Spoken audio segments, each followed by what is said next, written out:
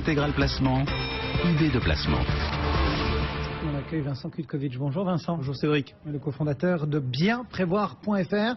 Et vous allez donner quelques conseils à nos auditeurs, à nos téléspectateurs qui sont tentés, parce que c'est assez compréhensible, par les placements exotiques, atypiques, voire les placements plaisir. C'est ça? De quel type de placement parle-t-on exactement? Alors, on parle souvent de placements alternatifs, puisque ce sont en fait les placements qui généralement ne sont pas régulés par les autorités de contrôle, comme l'autorité de marché financier ou la CPR.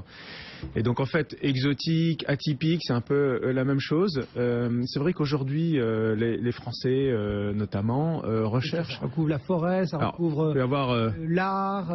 La forêt, l'art encore, l'art contemporain, c'est un marché à part, vraiment plaisir, qui est connu, où il y a des cotes, on sait ce que vaut un artiste, il y a des phénomènes larges, disons.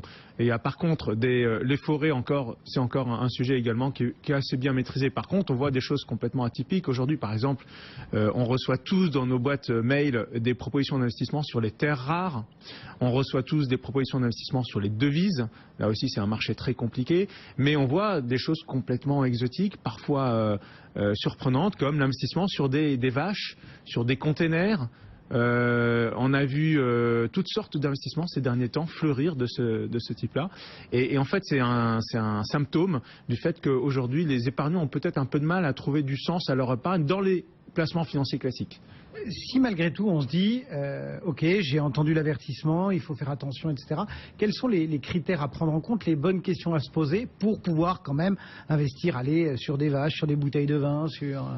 Oui, alors le premier critère qu'il faut se poser, faut s'imposer, le premier critère, c'est de se demander est-ce qu'il existe un marché liquide. Est-ce que ce placement, existe-t-il une cotation? Est-ce qu'il existe une valeur précise sur ce placement? Est-ce qu'il y a eu des transactions récentes sur ce type d'objet?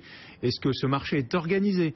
Généralement, on a des réponses négatives quand on creuse un petit peu sur ce genre de placement. Si on n'a pas des réponses, notamment sur la valeur liquidative du placement, ça c'est un premier critère qui est éliminatoire d'une certaine manière. Donc par exemple, prenons le cas de l'investissement sur des bouteilles de vin.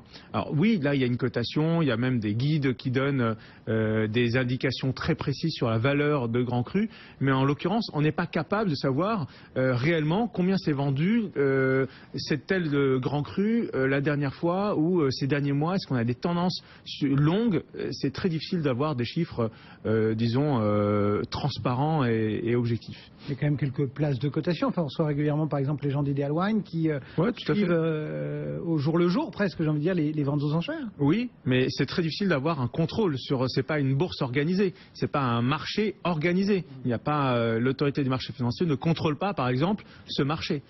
Donc en tout cas, c'est un avertissement qui doit avoir pour conséquence pour l'épargnant de se dire, même si j'ai confiance dans ce marché-là, j'ai confiance dans les gens qui proposent ce type d'investissement, je vais quand même limiter mon investissement par rapport à mon patrimoine total. Le premier réflexe, c'est quoi? C'est d'aller vérifier à l'AMF, à la CPR? Alors, le premier réflexe, c'est d'aller vérifier que ce sous-jacent, d'une certaine manière, est régulé par l'une des autorités, soit l'autorité du marché financier, soit l'autorité de contrôle prudentiel et de résolution, qui est en fait l'organisme qui régule les banques.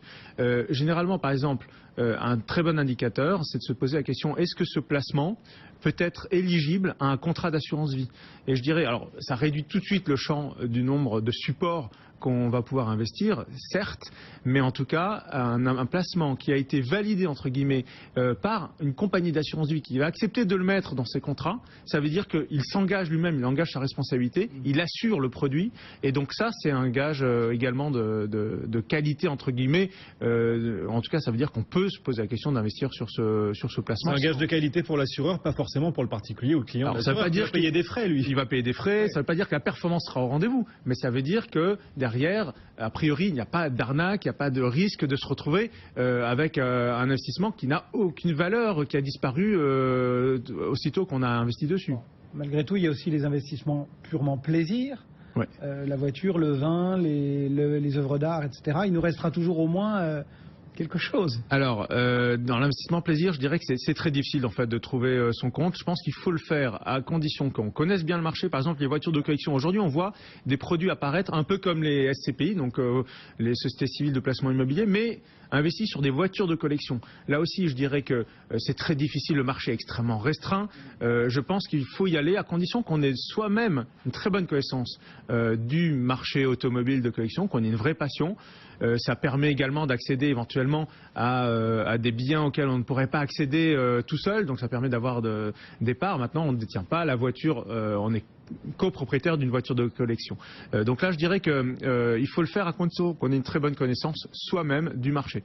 Donc c'est assez restreint, je pense que les domaines sont assez restreints. Et bien voilà quelques clés pour investir dans ces placements atypiques, quelques avertissements et conseils de prudence signés Vincent Kutkovic. Merci beaucoup Vincent, le cofondateur de bienprévoir.fr.